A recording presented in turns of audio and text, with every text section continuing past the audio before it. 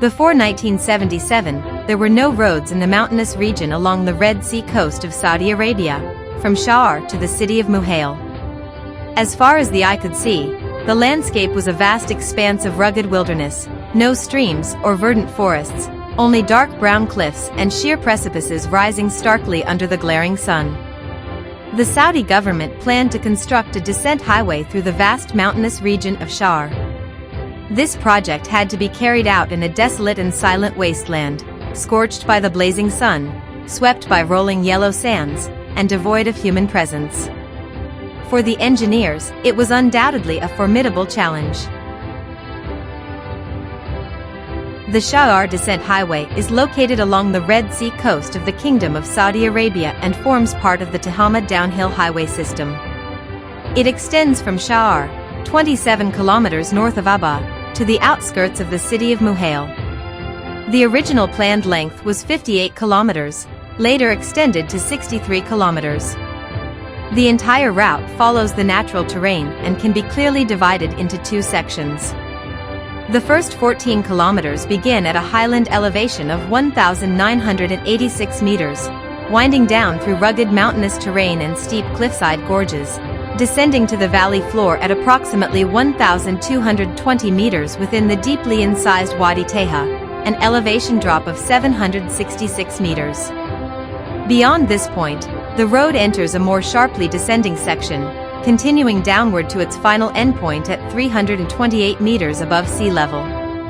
Altogether, the route experiences a dramatic elevation change of 1,658 meters from start to finish. On October 31, 1977, the RSEA Engineer Agency signed a contract with the Ministry of Transportation of Saudi Arabia and commenced construction of the Mountain Highway project on December 3 of the same year. Unlike other regions, Saudi Arabia's mountainous terrain is barren, devoid of trees and vegetation. During the early phase of construction, when no access roads were available, the RSEA Engineer Agency deployed 100 Taiwanese indigenous workers skilled in climbing to join the project. The construction team first used ropes and lightweight drilling equipment to carve out initial foothold platforms on the cliffs. From these platforms, work progressed either upward or downward until it reached the designated roadbed point along the mountainside. During this period, the main task was to build temporary access paths through the valleys for the construction crew. The construction of access roads played a critical role in this project. Full mobilization of personnel and equipment depended on these access routes for coordination and mutual support. The geology of the Sha'ar region is complex, and the mountainous area is constantly filled with dust. As a result, the construction of each access road progressed slowly, relying on close coordination between the workers and bulldozers. The entire first year and a half was dedicated solely to building these essential access roads. The first mountainous section of the Sha'ar Descent Highway spans 14 kilometers, yet even before main construction began, over 7 kilometers of access roads had already been built. These access roads formed a network of transport routes within the valleys. This highlights the extraordinary amount of manpower and effort devoted to access road construction during the early stages, far beyond what is typically required in standard road engineering projects. The primary access roads were constructed to connect various work points at different elevations. Additionally, individual structures such as bridges and tunnels each required their own dedicated access routes. To avoid excessively steep gradients, the main access roads built along the mountain slopes were designed in a zigzag pattern. The steep slopes and various slope protection measures are defining features of this mountain roads landscape, but they posed significant construction challenges. Achieving the designed roadbed elevation on such steep terrain required continuous excavation and blasting. To carry out the rock cutting, 6 crawler-type drilling machines were deployed, both for stepwise excavation and operation in rugged terrain. In the access road excavation zones, the average cutting depth from the highest point to the road surface ranged from 3 meters to 40 meters, with the deepest reaching up to 90 meters. The volume of earthworks was immense, with total excavation and embankment reaching approximately 2.55 million cubic meters. To maintain the stability of the excavated road surface, several slope protection measures were simultaneously applied to the cut slopes. Rock bolts were used on fractured rock above the excavation line to re-anchor separated rock layers together. Typically arranged in 1 or 2 rows, these rock bolts were generally 3 meters in length and installed using drilling rigs. After installation, the bolts were covered with a layer of wire mesh and then sprayed with a coat of cement mortar. In areas with weaker bedrock, rock anchors were used to stabilize the slopes. This project adopted the Daiwadag anchoring method, utilizing 2 types, Type A and Type B, both consisting of pre-stressed steel bars combined with precast concrete blocks. The pre-stressed steel bars typically had diameters ranging from 26 mm to 32 mm and lengths of approximately 15 meters. A blue grout tube ran alongside each bar for grouting purposes.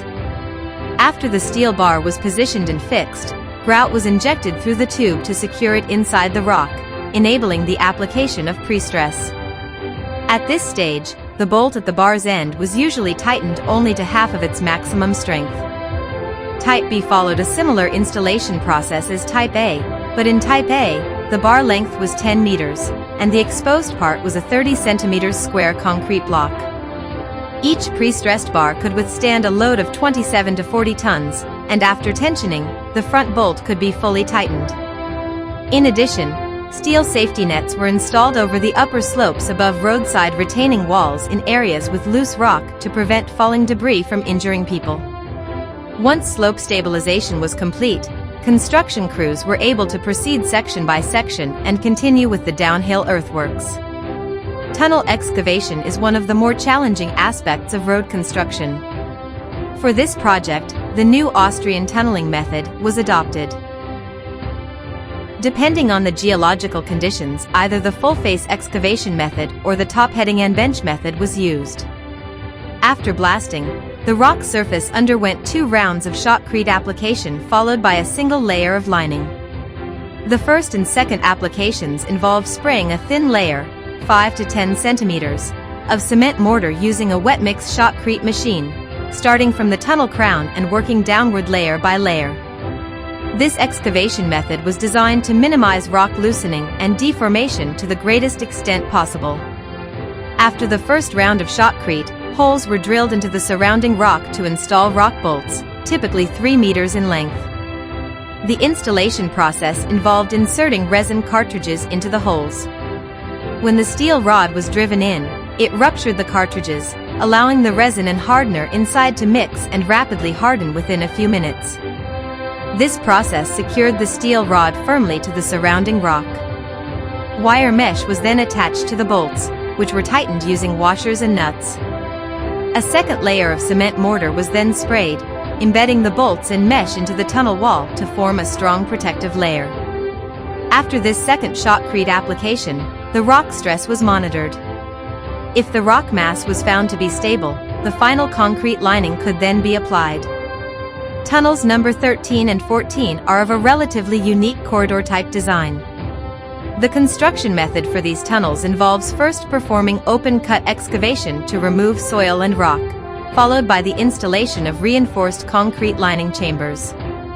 Window openings are reserved on the formwork on the side away from the mountain.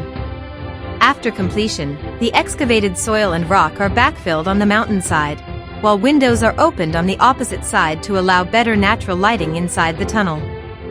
3 types of steel formworks are used for lining, 9 meters, 5 meters, and 6 meters in length. These can be disassembled, moved, or assembled as needed. Or curved tunnel sections, the curvature of the formwork can be adjusted during construction. The lining thickness of the tunnel is generally 30 centimeters. The steel girder bridges on tall piers are another distinctive feature of the Sha'ar Descent Highway. At every tunnel entrance and cliff edge along this route, towering bridge piers stand majestically, spanning mountains and valleys with an awe-inspiring presence. However, during the engineering design phase by the Italian firm ITA Consult, the company was unable to access the construction site for on-site measurements and had to rely on aerial photographs for design. As a result, the exact positions of the bridge piers could not be accurately determined. When RSEA Engineering Agency carried out site layout, it was discovered that some of the designed pier locations were suspended mid-air, while others were buried several dozen meters underground. As a consequence, RSEA Engineer Agency had to conduct design and construction simultaneously during implementation. Due to the mountainous terrain and deep valleys, this road project was particularly difficult to execute. The key to successful bridge construction lay in the excavation of the foundations and the appropriate selection of construction equipment. Most of the construction sites along the Sha'ar Descent Highway are located at valley bottoms or cliff edges. The narrow and steep access roads make transportation extremely difficult. At times, concrete mixer trucks even had to be assisted by crawler bulldozers pulling them to complete their tasks, one of the major challenges faced in mountainous construction projects. Moreover, the limited width of the construction access roads significantly hindered the overall progress of the work. The Sha'ar Descent Highway includes a total of 20 gradient descent bridges, all constructed in steep mountain valleys. 60% of the bridge piers exceed 30 meters in height, with the tallest, bridge number 20, reaching an impressive 60 meters. To hoist construction materials for the piers and cap beams, 1.5-ton tower cranes were used. All formwork was made of steel. The steel girders were transported to the site in segments by truck and assembled on-site according to the span between piers.